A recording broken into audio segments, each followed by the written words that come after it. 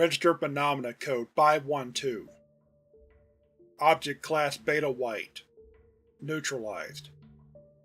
Hazard Types: Sentient, Animated, Organic, Regenerative, Grouped. Containment Protocols. RPC-512's perimeter is to be enclosed by 2-meter tall chain-link fencing, under the guise of an active archaeological excavation. Security teams are to routinely guard the area and inspect its boundaries for any potential tunneling by looters. A small OL site facility has been built in proximity to RPC-512 to house personnel, resources, and archaeological equipment. Trespassers to the site are to be detained and transported to the OL site for interrogation. The ruins of RPC-512 are to be maintained and inspected annually. Objects and other materials produced by RPC-512 are to be archived inside the OL site. RPC-512-1 material is to be transported to the cold storage wing at site for further inspection. RPC-512-2 is to be deposited inside the OL site in a separate LO storage locker. Description: RPC-512 was a sedentary culture that occupied a 3,300 squared area along the River in Utah between 1400 to 1300 BC. Though superficially reminiscent of neighboring Fremont and ancestral Puebloan sites, RPC-512 possesses architecture and artistic motifs that predate both cultures by 300 years. RPC-512's infrastructure spanned 4 small stone-built hamlets, encompassing 20 residential buildings, 12 holding pens, 10 mills, 5 abattoirs, 3 fishing docks, and a single 19-meter by 30-meter tumulus interconnected with all settlements. DNA sequenced from the graves of RPC-512 populations yield negligible levels of admixture with bordering contemporary populations.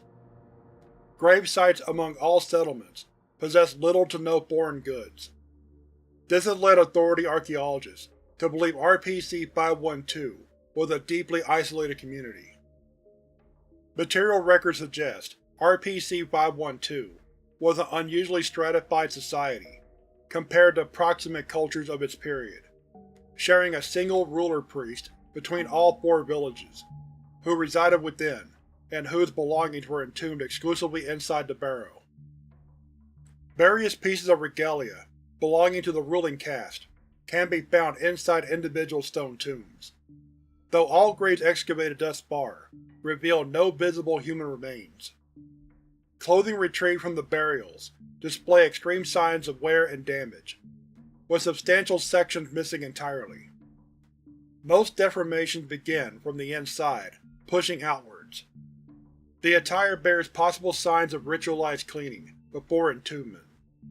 Radiocarbon tests performed on biological detritus, located inside the barrow, suggest it is substantially older than RPC-512. Though due to man-made damage caused during later periods of RPC-512, it is not possible to determine an exact time span. The tumulus faces a natural pit, roughly 2 meters by 5 meters in size, containing an amalgamation of mammal and plant tissue fused to the molecular level, labeled RPC-512-1. During its lifetime, RPC-512-1 weighed approximately 19.2 kiloliters, and occupied half of the cavity. Both animal and plant matter are derived from a variety of species local to RPC-512's region. RPC-512-1's interior consists of a soft, semi-liquid nucleus with no discernible features. The external layer is defined by the appearance of structured, albeit still fused, organ systems. This includes, among other structures, bones, skin, fur, veins, stems, bark, and foliage. Periodically, RPC-512-1 would produce independent organisms from its mass. The mechanics of this process remains unknown. After an organism, hereby designated an instance of RPC-512-A, had fully developed, RPC-512-1 will regenerate the expended mass. Measurements of middens within RPC-512 indicate that approximately 2 were produced by RPC-512-1 during its life. RPC-512-A generally consists of one herbivore, usually Odocoileus harmonius, and a rubus parviflorus shrub. Mule deer, thimbleberry.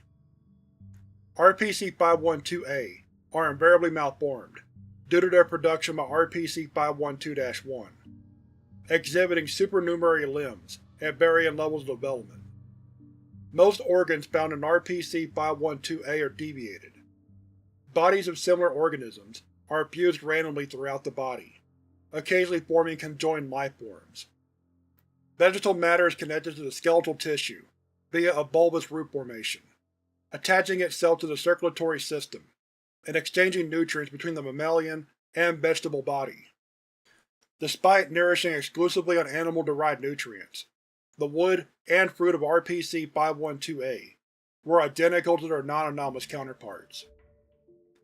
Microfractures along RPC-512-A extremities indicate they inherited the regenerative abilities of RPC-512-1 to a limited degree, capable of mending and reversing cuts and amputations, which its original species could not.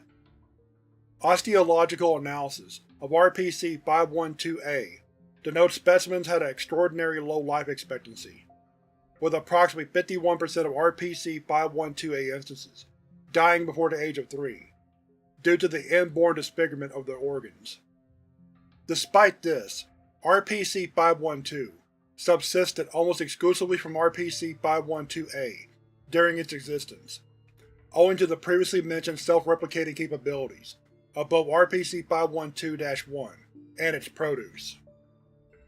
Due to the absence of notable lacerations or scratches produced by RPC-512-A in the bodies of RPC-512 inhabitants, it is theorized RPC-512-A were relatively passive.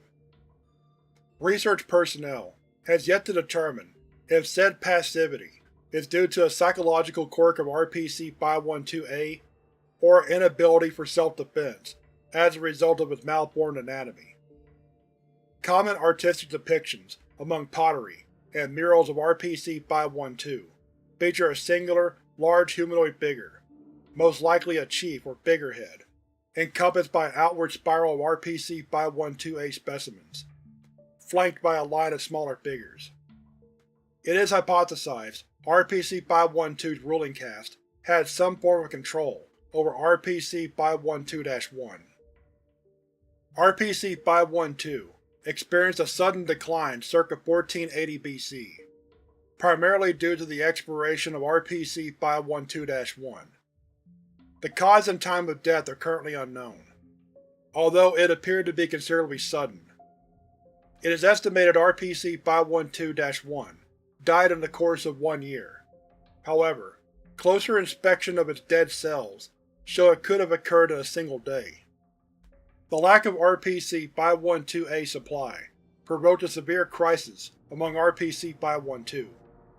Extensive damage was inflicted on infrastructure among all 4 hamlets, theorized to have been caused by intraethnic violence, though the discovery of foreign weaponry and ritual captive sacrifice reminiscent of contemporary cultures suggests plundering by outside groups also occurred.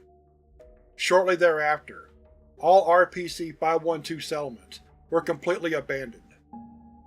Local Paiute groups adjacent to RPC-512 ruins have not interacted with the site in any form, believing it to be haunted and a portent of bad luck. Addendum 512-1. During excavations inside the pit that houses RPC-512-1, an array of tattered clothing was extracted near its core, identical in design and damage patterns to the regalia discovered from the mound. Despite heavy tampering by RPC-512-1 material, trace amounts of Homo sapiens matter were detected in the apparel. The Y-DNA samples from all regalia, including the one found inside RPC-512-1, belonging to RPC-512, yield haplogroups related to prehistoric populations neighboring RPC-512, but were not local to the culture itself. Among the items unearthed in the pit, archaeologists discovered a necklace bearing a 2 cm triangular shard of obsidian, labeled RPC-512-2. RPC-512-2 features a close resemblance to necklaces found on burial grounds in an archaeological site kilometers east of RPC-512. Folklore legends common among native groups who inhabit the area consider the obsidian fragments a divine gift, capable of entrapping malevolent spirits if napped into a triangular shape. RPC-512-2 bears no abnormal characteristics, save for being unusually warm to the touch.